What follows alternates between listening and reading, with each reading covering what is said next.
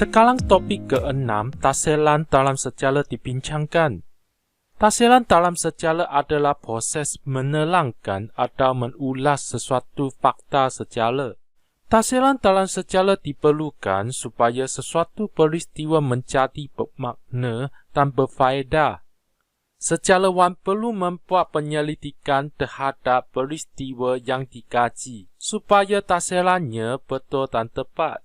Sejarawan harus bersikap jujur dan bertanggungjawab dalam membuat penyelidikan dan penilaian tentang sesuatu peristiwa sejarah, supaya maklumat dan taselan tepat dan benar.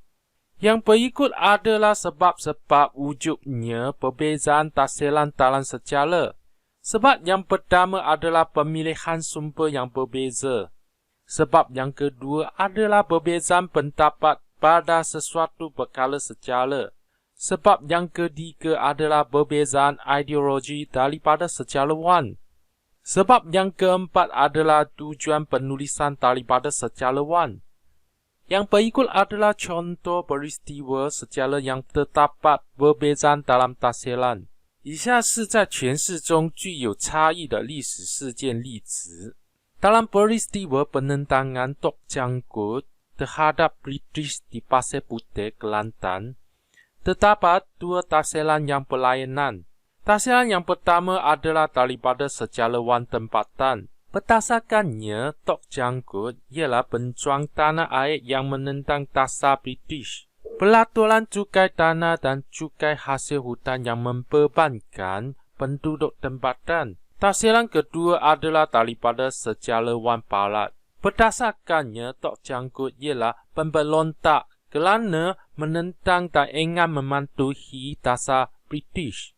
Seterusnya, dalam peristiwa pembunuhan James Wheeler Woodford Burge, terdapat dua tafsiran yang berlainan juga. Tafsiran pertama adalah daripada sejarawan A, di mana sejarawan A berpendapat bahawa beliau dibunuh kerana memperkenalkan sistem cukai yang tidak berpatut.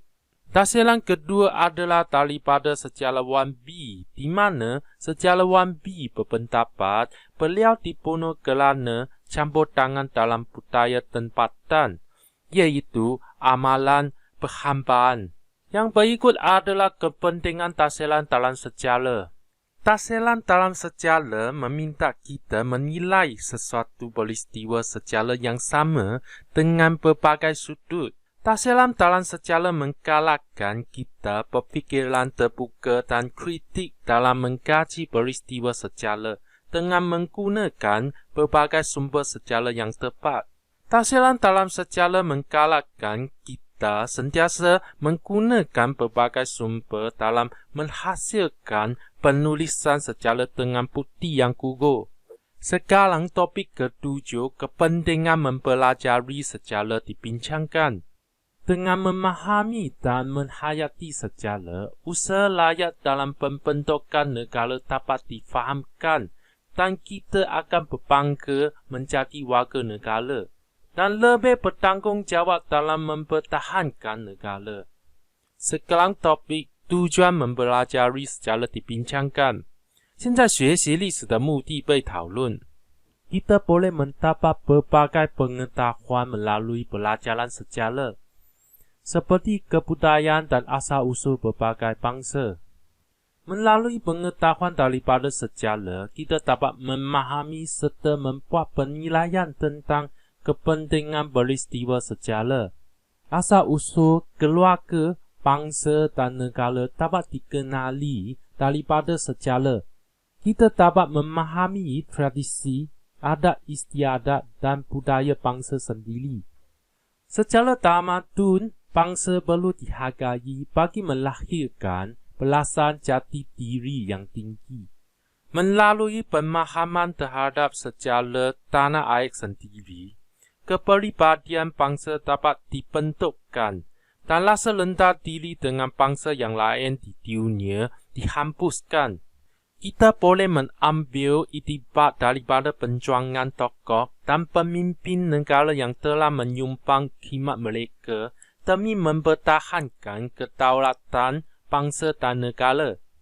Contohnya, Jaksa Tunku Abdul Rahman Putra dan pemimpin lain yang telah memperjuangkan kemerdekaan negara pada tahun 1957 perlu diingati dan dihargai oleh setiap rakyat. Contoh kedua ialah pemimpin-pemimpin negara yang telah berusaha memajukan negara dari segi ekonomi dan sosial untuk meningkatkan taraf hidup rakyat. Sejarah sentiasa mengajar kita agar berhati-hati untuk mengelakkan kesilapan yang pernah kita lakukan. Dengan menyedari hakikat ini, kita dapat merangka wawasan masa depan dengan lebih yakin untuk mempertahankan kedaulatan serta memajukan negara. Kita dapat mengetahui kehidupan dan pencapaian masyarakat pada zaman dahulu. Kehidupan masyarakat pada zaman dahulu mempengaruhi kehidupan masyarakat pada zaman sekarang.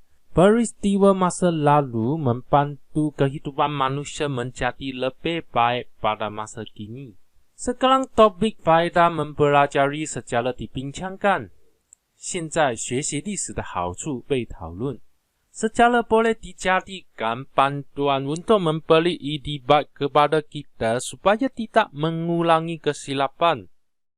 Keagungan Kesultanan Melayu Melaka boleh dijadikan belangsa untuk kita mencapai kemajuan negara, kerana keagungan itu boleh diulangi dengan adanya kegigihan dan kesungguhan rakyat. Sejarah dapat memupuk semangat patriotisme kerana melalui sejarah, kita dapat mengetahui siapa diri, bangsa dan negara kita. Ini adalah kesemuan kandungan bab 1 sejarah tingkatan 1, mengenali sejarah. Terima kasih atas lagangan anda.